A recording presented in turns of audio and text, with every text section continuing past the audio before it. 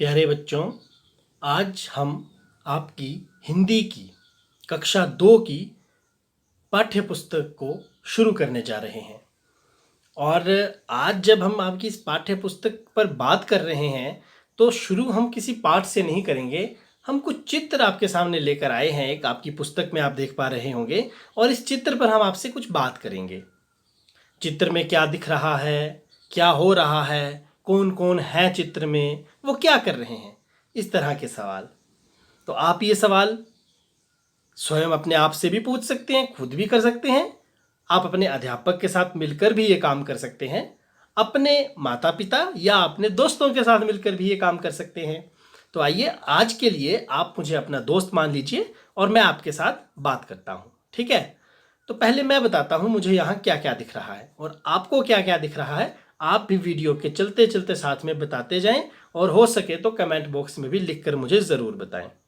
तो सबसे पहले मुझे एक लड़की दिख रही है जिसके हाथ में एक या दो गुब्बारे हैं। यस, बिल्कुल 2 गुब्बारे हैं।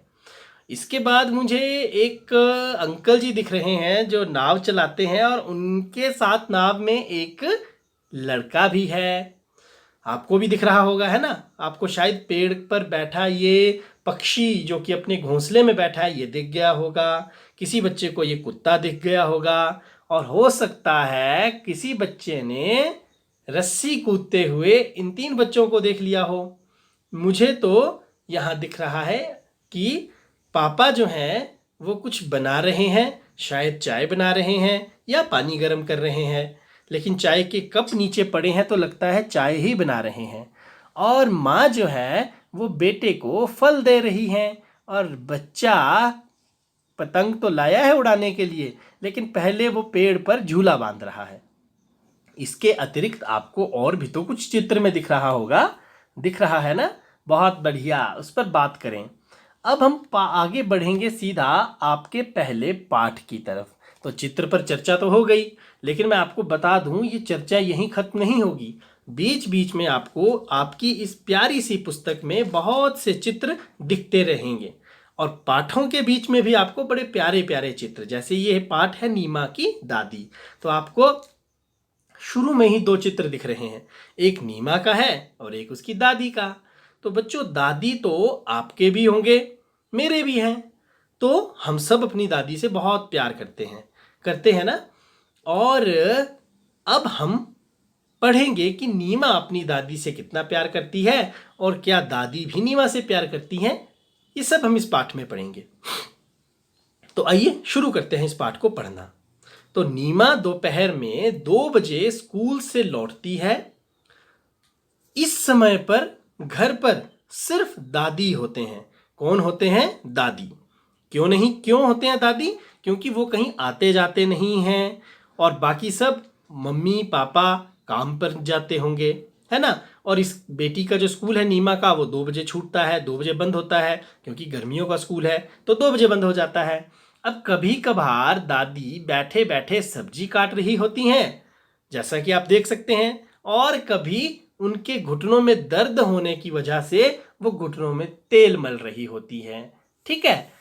अब उन्हें नीमा का तो हमेशा इंतजार रहता है, क्योंकि नीमा के साथ उन्हें खाना खाते खाते स्कूल की बातें जो सुननी होती हैं, और दादी भी उससे खूब बातें करती हैं। शाम को नीमा खेलने जाती हैं। एक दिन नीमा खेलने के लिए जब जाने लगी तो दादी बोली, नीमा थोड़ी देर बैठ जा। क्यों? नानी या नीमा ने पलटकर बोला, मेरा समय नहीं कटता, दादी बोली। नीमा रुकी, फिर दौड़कर दादी की चप्पलें ले आई और बोली, दादी आप भी मेरे साथ खेलने चलिए। खेलने में समय बहुत जल्दी कटता है, और मैं तो 5 बजे खेलने जाती हूँ, पर 10 मिनट में ही 6 बज जाते हैं। दादी जोर से हंसी, फिर वे दोनों खेल के मैदान की ओर चल पड़े। तो हमें इस तरह से पता चला कि भाई दादी भी बहुत प्यार करती हैं नीमा को, और नीमा तो बहुत ज़्यादा अपनी दादी से उनके साथ बात करना, उनके साथ रहना पसंद करती हैं। अब हम आगे बढ़ते हैं और कुछ बातचीत कर लेते हैं आज के प्रश्नों पर। तो प्रश्न पहला है, नीमा की दादी घर पर ही क्यों रहती हैं?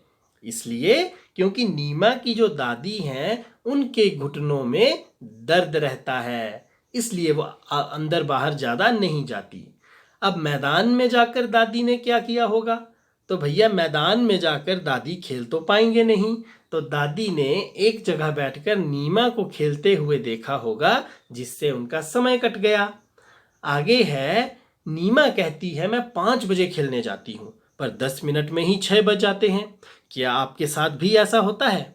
बिल्कुल होता है। जब बच्चे खेलने जाते हैं तो उन्हें बार बार बोलना पड़ता है, घर आ जाओ, टाइम हो गया, लेकिन बच्चे कहते हैं नहीं नहीं, अभी तो थोड़ा ही समय बीता है, हमें और खेलने दो, हमें और खेलने दो।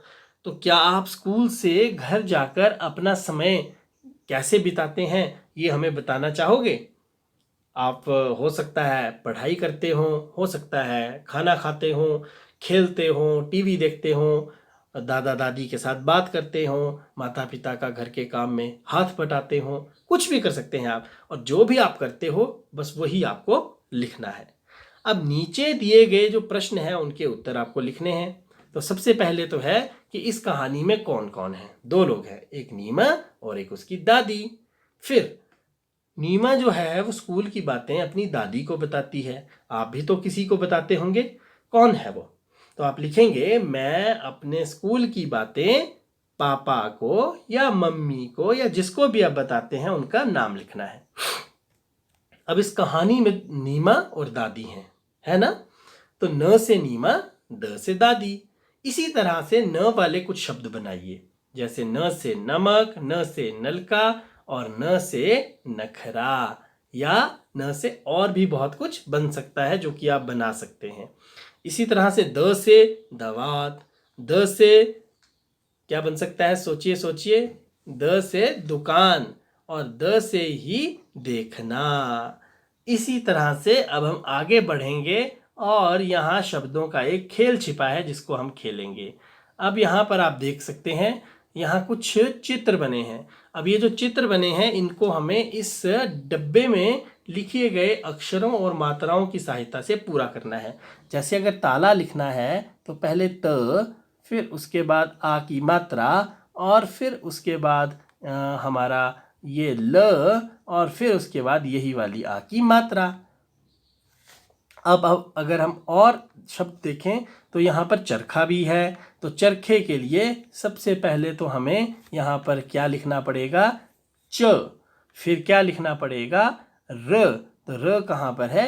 ये है। उसके बाद हमें लिखना पड़ेगा ख, और फिर आ की मात्रा। इस तरह से बन जाएगा चरखा। तो इसी तरह से बाकी शब्द भी आप बनाएंगे और आगे बढ़ते हैं। अब हमें यहाँ पर कुछ शब्द जो है, अक्षर जो है वो बीच में छूट गए हैं, उनको लिखना है। जैसे यहाँ अ है तो आप उसके बाद क्या आता है? आ, तो वो आप यहाँ पर लिखेंगे। इसके बाद इसी तरह से ई, ई, यहाँ ऊ है, ऊ, यहाँ पर उसके बाद री, री से ऋषि वाला री आप यहाँ पर लिखेंगे। उसके बाद ए, ओ और आओ, ये शब्द आप पूरे करेंगे। इस पूरी की पूरी रेल के डिब्बों को जो जहाँ भी अक्षर छूट गया उसमें लिख करके आप उसको पूरा करेंगे। अब कहानी में एक शब्द आया है इंतज़ार, क्योंकि दादी इंतज़ार करती हैं। अब इंतज़ार जो शब्द है उस पर आप देख सकते हैं कि यहाँ पर क्या लगा हुआ है? ऊपर एक अनुस्वार, ये बिंदी इधर बिंदी की तरह कुछ लगा हुआ है, जिसको अनुस्वार या अंग की मात्रा कहते हैं। अब इसमें इन्होंने अक्षरों का एक समूह दे दिया है, शख। अब इसमें अनुस्वार जब लगता है शंख बन जाता है, और ये रहा हमारा शंख। इसी तरह से यदि आप आगे बढ़ें तो आप देखेंगे कि बहुत से शब्द यहाँ पर इन्होंने बनाए हैं, और आप भी इनको बनाने का प्रयास कर सकते हैं। जैसे बंदर, मंदिर और अंगूर, और ये रहा बंदर, मंदिर और अंगूर। तो ये कुछ शब्द हमने बनाए। तो मुझे पूर्ण विश्वास है कि आपको ये पाठ पसंद आया होगा। इसमें हमने अनुस्वार की बिंदी लगा करके कुछ शब्द बनाए। अ से लेकर के औ तक जो है वो हमने छूटे हुए अक्षरों को लिखा। हमने इस शब्द खेल को खेला, जिससे हमने मात्राओं और अक्षरों से कुछ शब्द बनाए।